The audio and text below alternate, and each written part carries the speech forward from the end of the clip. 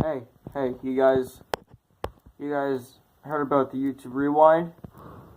No, you didn't? You didn't? Well, bless your soul. Yay! No! YouTube Rewind. This was the most disappointing thing since my son. So, YouTube released their new Rewind video, and no joke, it's the worst one yet.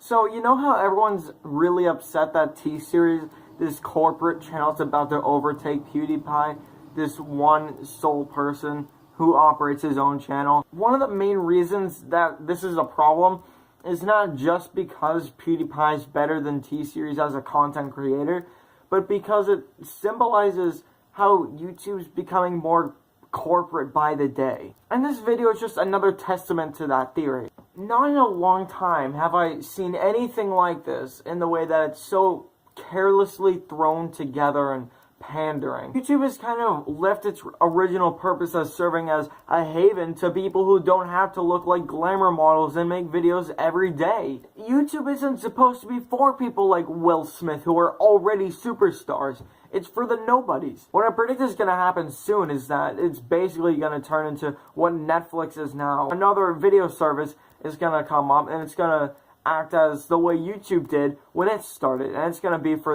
the no ones. The people who don't look like they belong in shampoo commercials. This is not my YouTube. This is not anyone's YouTube. This isn't okay, what YouTube's doing. Off the top of your head, name 10 YouTubers that have more than 10 million subscribers, but are not music channels and are operated by singular people. It could be more than one person, but not, corporate, not a company. So, nothing like Watch Mojo or Smosh. So, you got 10, that's difficult enough. Now, see how many of those people are in YouTube Rewind. Bonus points if they're not daily vloggers. Who the heck even are these people that are in YouTube Rewind? It's time for the YouTuber name game. Okay, I think that's Josh, because Josh is the fat one. Okay, I'm correct.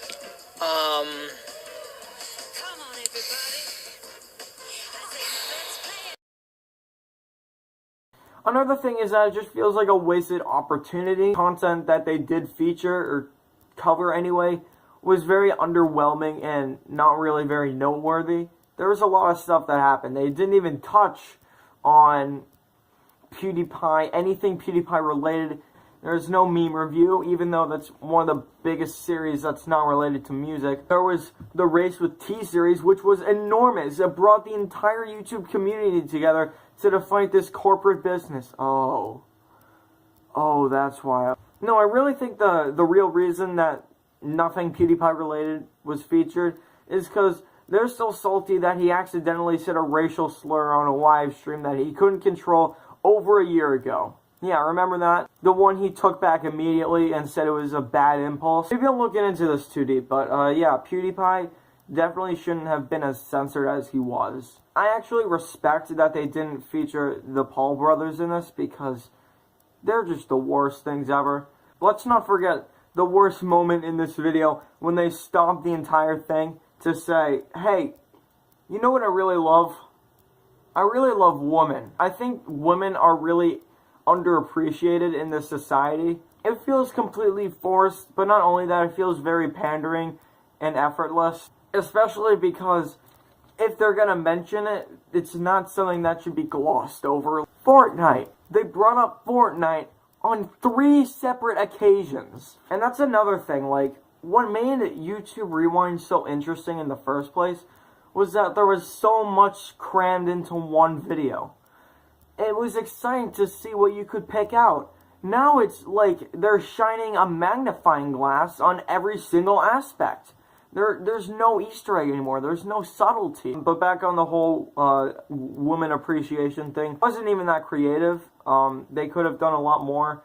I'm going to talk about the soundtrack in a bit, but this moment especially, they could have used a better song than Panic at the Disco, because there were multiple songs that went to #1 just this year that are about how awesome women are. And you choose Panic at the Disco. Not even a good Panic at the Disco song, like a really boring one. You got Nice for One. I would even understand if you chose Girls Like You. I hate that song so much, but I get it. Now I'm gonna address the soundtrack. This might seem like a nitpicking, but YouTube is like the only reason music videos still are being made. So I'm gonna talk about this. Alright, let's go over the songs that were featured in this. The Dame Tu Cosita dance.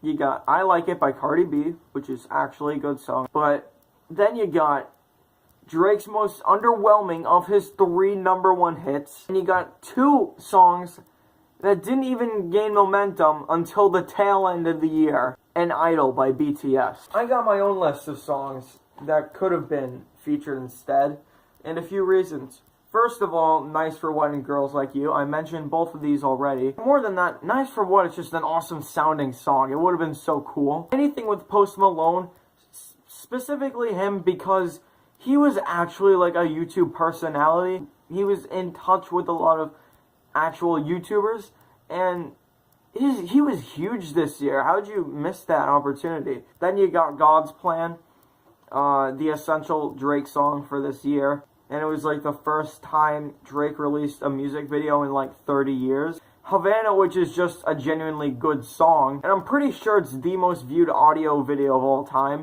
Gucci Gang, which is a much better meme than I Love It and the Roblox Suits. Perfect, which was one of the biggest songs of all time. You got Anything from the Black Panther soundtrack. Mine, which was another pop song that was actually a meme. New Rules. Again, with the whole women's equality thing, this would have worked. Ariana Grande was huge this year, so, you know, you got no tears left to cry. That's a lot of songs that they missed out on. I'm not saying they had to include all of these, but I'm saying all of these were better choices than anything in the video.